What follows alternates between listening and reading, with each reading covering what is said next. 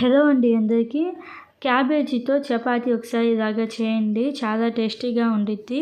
ముందుగా క్యాబేజీని మీరు కావాలంటే ఇలాగ తురుముకోవచ్చు, లేకపోతే ఇలాగ మీడియం సైజ్ ముక్కలుగా కట్ చేసుకోవచ్చు. ఇలాగ క్యాబేజీని మీడియం సైజ్ ముక్కలుగా కట్ చేసుకొని ఒక మిక్సీ జార్లోకి ట్రాన్స్ఫర్ చేసుకొని నీళ్ళు ఏమీ వేయకుండా ఫైన్ పేస్ట్గా చేసుకోండి. ఇలాగ ఫైన్ పేస్ట్గా చేసుకున్న క్యాబేజీ పేస్ట్ 1 కప్పు దాకా ఉండిద్ది. ఇలాగ 1 కప్పు క్యాబేజీ పేస్ట్ని ఒక బౌల్లోకి ట్రాన్స్ఫర్ చేసుకొని pepper powder 1/2 spoon, garam masala 1/2 spoon, ధనియాల పొడి 1/2 స్పూన్, జీలకర్ర పొడి 1/2 స్పూన్, సాల్ట్ 1/2 స్పూన్, పసుపు 1/2 spoon, red chilli 1/2 spoon, chaat masala 1 spoon, lemon juice 2 స్పూన్లు వేసుకోండి. చాట్ మసాలా లెమన్ జ్యూస్ వేయడం వలన మనకి చపాతీ అనేది చాలా బాగుండిద్ది. ఇలాగ లెమన్ జ్యూస్ వేసిన తర్వాత కలవంచి సీడ్స్ 2 స్పూన్లు వేసుకోండి. కలవంచి సీడ్స్ ఉంటే వేసుకోవచ్చు, లేకపోతే స్కిప్ చేసేయచ్చు. వేసిన తర్వాత ఒకసారి బాగా కలుపుకోండి. బాగా కలుపుకున్న తర్వాత గోధుమ పిండి 1.5 కప్పు వేసుకోండి. అలాగే సజ్జల పిండి 1 కప్పు వేసుకోండి. మనం క్యాబేజీ పేస్ట్ని కొలిచాం కదా, అదే కప్పుతో వేసుకోండి. ఇలాగ గోధుమ పిండి అలాగే సజ్జల పిండి వేసిన తర్వాత బాగా కలుపుకోండి.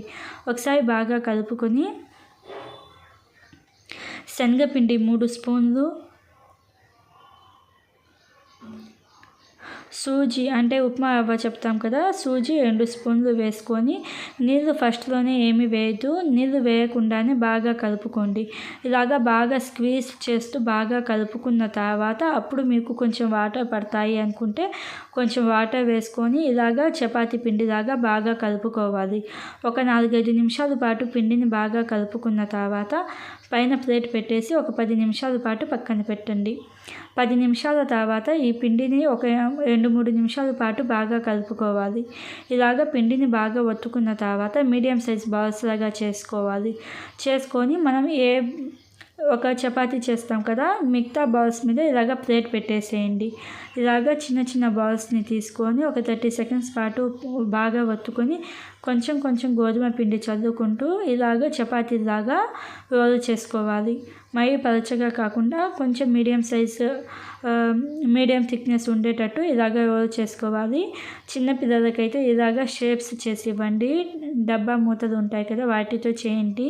వాళ్ళకి చూడడానికి కొంచెం డిఫరెంట్గా ఉండిద్ది కాబట్టి కొంచెం ఇష్టంగా తింటారు. పెద్దవాళ్ళకైతే ఇలా మామూలు చపాతీలాగా చేసుకోవచ్చు. ఇలాగ మీకు ఎన్ని కావాలంటే అన్ని చపాతీలు అన్నీ ఒకేసారి రోల్ చేసుకొని పెనం అనేది బాగా హీట్ అయిన తర్వాత హై ఫ్లేమ్లోనే ఒక 30 సెకండ్స్ పాటు ఎండు వైపులా మార్చుకోండి. ఎండు వైపులా మార్చుకున్న తర్వాత మీడియం ఫ్లేమ్లో కుక్ చేసుకోవాలి.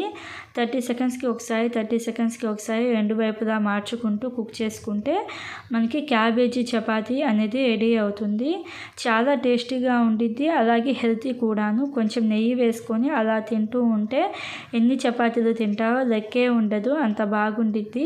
ఒకసారి తప్పకుండా ట్రై చేసి ఎలా అనిపించిందో కామెంట్ చేయండి. ఇలాంటి మరిన్ని వీడియోస్ కోసం మన ఛానల్ని సబ్స్క్రైబ్ చేసుకోండి.